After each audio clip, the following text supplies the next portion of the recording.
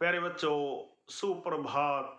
आओ हिंदी व्याकरण और हिंदी भाषा सीखें कार्यक्रम में आप सबका हार्दिक स्वागत है। प्यारे बच्चों, आज हम NCERT द्वारा कक्षा 8वीं के पाठ्यक्रम में शामिल भारत की खोज नामक पूरक पाठ्य पुस्तक के नई समस्याएं नामक पाठ के अभ्यास के महत्वपूर्ण प्रश्न उत्तर सीखने का प्रयास करेंगे। प्यारे बच्चों, जैसा कि आप जानते हैं, पिछले वीडियो में हमने नई समस्याएं नामक पाठ का सार अथवा सारांश सीखने का प्रयास किया। आशा है आपको समझ भी आया होगा। आइए अब नई समस्याएं नामक पाठ के अभ्यास के महत्वपूर्ण प्रश्न उत्तर सीखना प्रारंभ करते हैं। अभ्यास का पहला प्रश्न देखिए। भारत में किन किन विदेशी जातियों ने अपने पांव पसारने चाहे? हर्षवर्धन के शासन के पश्चात अरबी, तुर्की व अफगान जातियों ने भारत में अपने पांव पसारने चाहे। प्रश्न नंबर 2, महमूद गजनवी कौन था? उसने भारत पर आक्रमण कब किया? महमूद गजनवी अफगानिस्तान का सुल्तान था। उसने ईस्वी 1000 के आसपास भारत पर आक्रमण किया। प्रश्न नंबर 3 देखिए। महमूद गजनवी ने भारत पर आक्रमण क्यों किए? महमूद गजनवी ने भारत पर कब्जा करने व इसकी धन संपदा लूटने हेतु भारत पर आक्रमण किए। प्रश्न नंबर 4, महमूद गजनवी ने भारत के किन क्षेत्रों को प्रभावित किया? महमूद गजनवी ने भारत के उत्तरी क्षेत्रों को ही प्रभावित किया। प्रश्न नंबर 5, महमूद गजनवी की मृत्यु कब हुई? महमूद गजनवी की मृत्यु सन 1030 ईस्वी में हुई। प्रश्न नंबर 6, भारत में मुगल साम्राज्य की नींव कब और किसके द्वारा रखी गई? भारत में मुगल साम्राज्य की नींव सन 1526 ईस्वी में तुर्क मंगोल बाबर द्वारा रखी गई। प्रश्न नंबर 7, मुगल काल में कौन सी कुरीति उभरी? प्यारे बच्चों, मुगल काल में पर्दा प्रथा नामक कुरीति उभरी। प्रश्न नंबर 8, बाबर कौन था? प्यारे बच्चों, भारत में मुगल शासन की नींव रखने वाला बाबर ही था। उसने भारत पर 4 वर्ष तक शासन किया।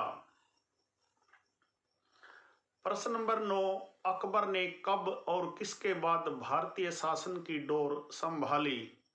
अकबर ने 1531 में बाबर के पश्चात मुगल सत्ता की डोर संभाली। प्रश्न नंबर 10, अकबर का उद्देश्य क्या था? अकबर भारत का एक सफल शासक रहा।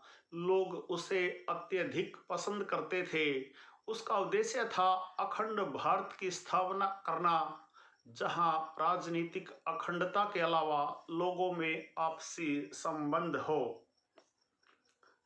प्रश्न नंबर 11 देखिए। अकबर के व्यक्तित्व की क्या विशेषता थी? अकबर बहादुर, साहसी, वीर, योग्य सेनानायक, विनम्र, दयालु, आदर्शवादी व कुशल प्रशासक था।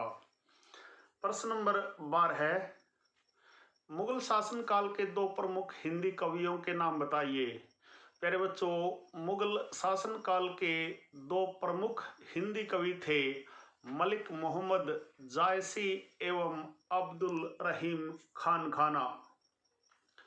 प्रश्न नंबर 13 देखिए। मलिक मोहम्मद जायसी ने कौन से प्रमुख ग्रंथ की रचना की? प्यारे बच्चों, मलिक मोहम्मद जायसी ने प्रमुख ग्रंथ पद्मावत की रचना की। प्रश्न नंबर 14, जजिया कर क्या था? जजिया कर वह कर था जो औरंगजेब ने हिंदुओं पर धार्मिक कार्यों हेतु लगाया। प्रश्न नंबर 15 देखिए। औरंगजेब की नीतियों का क्या परिणाम निकला? औरंगजेब को, प्यारे बच्चों, औरंगजेब की गलत नीतियों से उत्तर में सिख और पश्चिम के मराठे उसके खिलाफ हो गए। किसानों का बड़ा भाग व आम जनता का गरीब वर्ग, जो सतनामियों के नाम से जाना जाता था, पूर्णतया उसके विरुद्ध था। प्रश्न नंबर 16 है, मराठों के सेना नायक कौन थे? मराठों के सेना नायक छत्रपति वीर शिवाजी थे। प्रश्न नंबर 17 है, शिवाजी किस पद्धति से युद्ध करते थे? शिवाजी छापामार पद्धति से युद्ध करते थे। प्रश्न नंबर 18 देखिए, चौथ कर क्यों और किसके द्वारा लगाया गया? प्यारे बच्चों, चौथ कर शिवाजी द्वारा अमीरों पर लगाया गया, जिसमें उन्हें अपनी आमदनी का चौथा भाग कर के रूप में जमा करवाना पड़ता था, ताकि सैनिक कार्यों हेतु धन एकत्रित हो सके। प्रश्न नंबर 19 देखिए, औरंगजेब की मृत्यु के पश्चात भारत के दावेदार कौन कौन थे? औरंगजेब की मृत्यु के बाद भारतीयों में मराठे, हैदर अली और उसका बेटा टीपू सुल्तान, और विदेशियों में फ्रांसीसी और औरंगजेब थे। इस समय पूरे भारत में कौन शक्ति पा रहे थे? प्यारे बच्चों, इस समय पूरे भारत में मराठे शक्ति पा चुके थे और ऐसा अनुमान लगाया जाता था कि यही पूरे भारत पर राज करेंगे। प्रश्न नंबर 21 देखिए, नादिर शाह कौन था? उसने दिल्ली पर आक्रमण क्यों किया? इसका मुख्य क्या परिणाम निकला? प्यारे बच्चों, नादिर शाह ईरान का शासक था। उसने दिल्ली पर आक्रमण दिल्ली को लूटने के लिए किया। उसने दिल्ली की बेशुमार धन दौलत लूटकर दिल्ली के शासकों को अत्यधिक कमजोर बना दिया।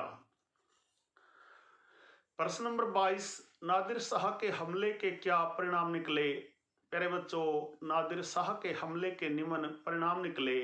नंबर 1, मराठों का शक्ति पाना, अर्थात उसके बाद मराठों को शक्ति मिल गई। नंबर 2, मुगल शासकों की सत्ता का अंत।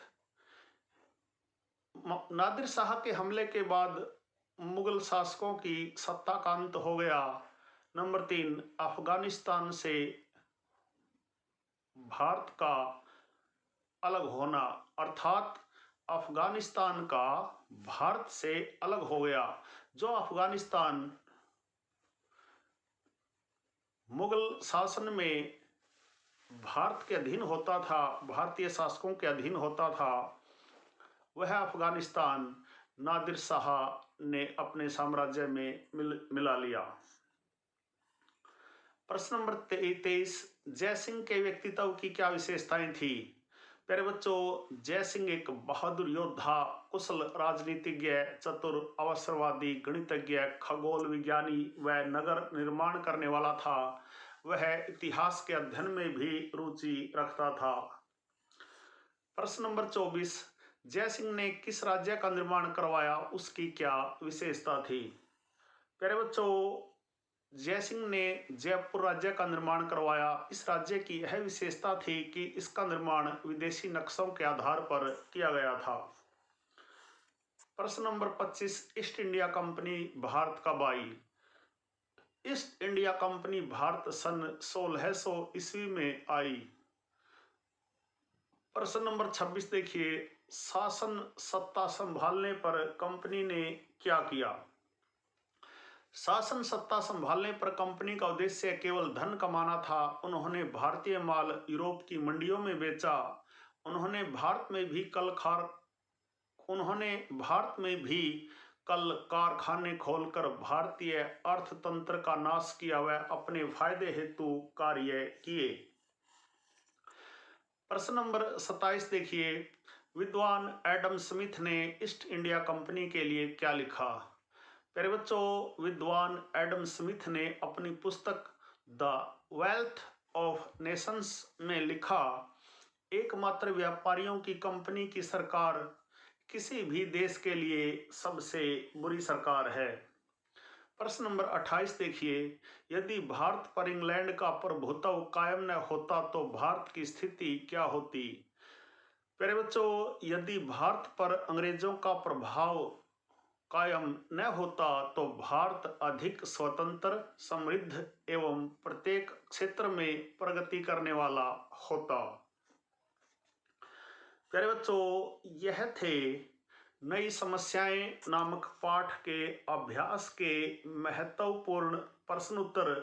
आशा है आपको अच्छी प्रकार से समझ में आए होंगे। प्यारे बच्चों, नई समस्याएं नामक पाठ के प्रश्न उत्तरों पर आधारित आज का यह छोटा सा वीडियो यदि आपको पसंद आए तो इस वीडियो को लाइक, कमेंट और ज़्यादा से ज़्यादा शेयर जरूर करें ताकि अन्य विद्यार्थी भी इसका फायदा उठा सकें।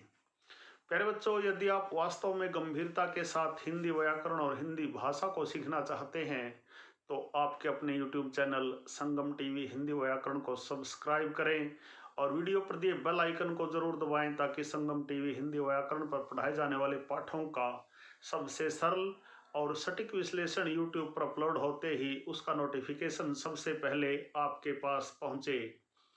प्यारे बच्चों, खुश रहें, मस्त रहें, योगा करें, स्वस्थ रहें, आपका दिन मंगलमय हो।